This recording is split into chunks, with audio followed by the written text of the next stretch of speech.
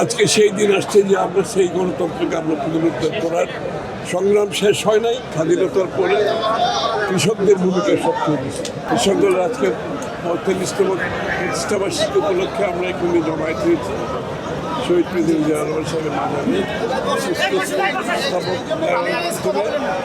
সম্মান জানানোর জন্য আমরা এখানে উপস্থিত হয়েছি।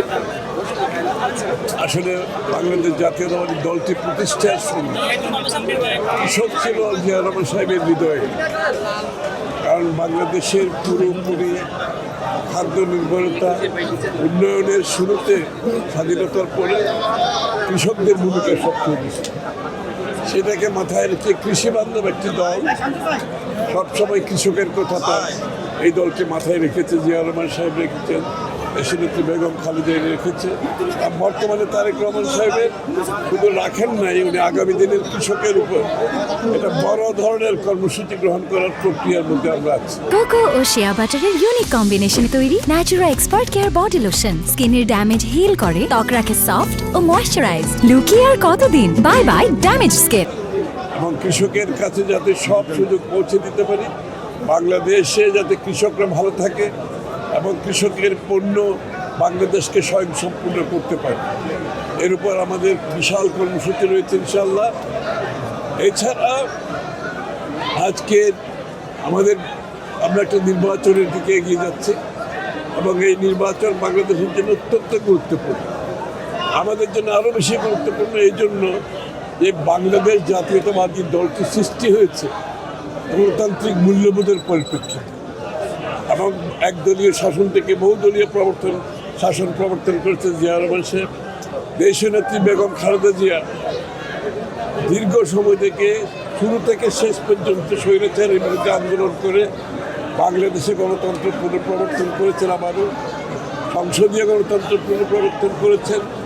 তারপর থেকে আপনার ১/১১ সেনাশাসিত সেনাচালিত স্বৈরাচার সরকারের বিরুদ্ধে উনি লড়ে দীর্ঘ সময় জেলে কাটিয়েছেন এবং তারও পরবর্তীতে আবার আরেক স্বৈরাচার ফ্যাসিস্টের বিরুদ্ধে আন্দোলন করতে গিয়ে ৬-৭ বছর জেলে কাটিয়েছেন।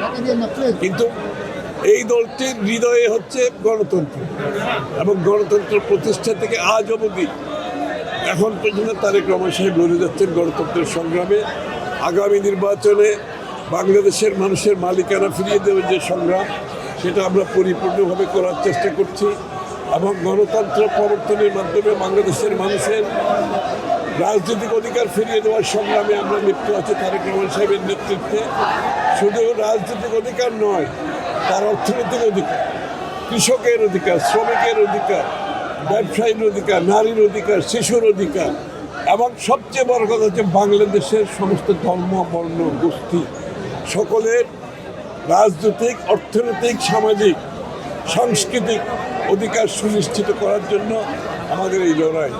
এই জন্য আগামী নির্বাচন অত্যন্ত গুরুত্বপূর্ণ এবং আগামী নির্বাচনে বাংলাদেশে একটা অন্তর্ভুক্তিমূলক আমরা যাতে করতে পারবো কিনা সেই সিদ্ধান্ত বাংলাদেশকে নিতে হবে এবং আমাদের যে অন্তর্ভুক্তিমূলক দেশ, বাংলাদেশের জাতীয়তাবাদী চিন্তা ভাবনা যে দেশ, এটাকে আমরা পুনঃপ্রতিষ্ঠা করে বাংলাদেশকে একটি শান্তির নীড় করতে চাই।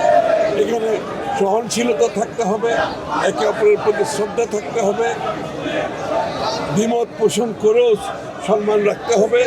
একটি নতুন রাজনৈতিক সংস্কৃতি আমরা প্রতিষ্ঠা করতে চাই বাংলাদেশে এবং আগামী দিনের যে মুক্তির সংগ্রাম, সেটা শুধু রাজনৈতিক মুক্তি নয়, মানুষের অর্থনীতির মুক্তি, তার সামাজিক অধিকারের মুক্তি, তার ভোটাধিকারের মুক্তি, আইনের শাসনের মুক্তি, প্রতিটি নাগরিকের কাছে বাংলাদেশের উন্নয়নের সফল পৌঁছে দেওয়ার যে রাজনীতি, সেই রাজনীতির জন্য আমরা প্রস্তুত হয়েছি ইনশাআল্লাহ।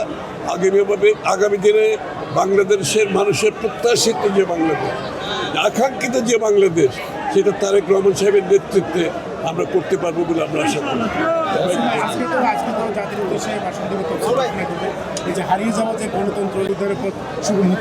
অবশ্যই এই গণতন্ত্র পুনরুদ্ধারের জন্য তো গত 16-17 বছর ধরে দেশনেত্রী বেগম খালেদা জিয়া, জনাব তারেক রহমান, বিএনপির লক্ষ লক্ষ নেতা কর্মীদের ত্যাগ স্বীকার করেছে। তারা জেলে গেছে, তারা গুম খুনের শিকার হয়েছে, চাকরি হারিয়েছে, ব্যবসা হারিয়েছে, বাড়িঘর হারিয়েছে, সম্পদ হারিয়েছে, পঙ্গু হয়েছে। আজকে সেই দিন আসছে যে আমরা সেই গণতন্ত্রকে আমরা পুনরুদ্ধার করার সংগ্রাম শেষ হয় নাই। এই নির্বাচনের মাধ্যমে বাংলাদেশে একটি গণতান্ত্রিক অর্ডার ফিরিয়ে আনতে হবে, একটা নির্বাচিত সংসদ থাকতে হবে, সরকার হতে হবে যারা জনগণের কাছে দায়বদ্ধ থাকবে। এটাই ছিল বাংলাদেশের মানুষের আকাঙ্ক্ষা।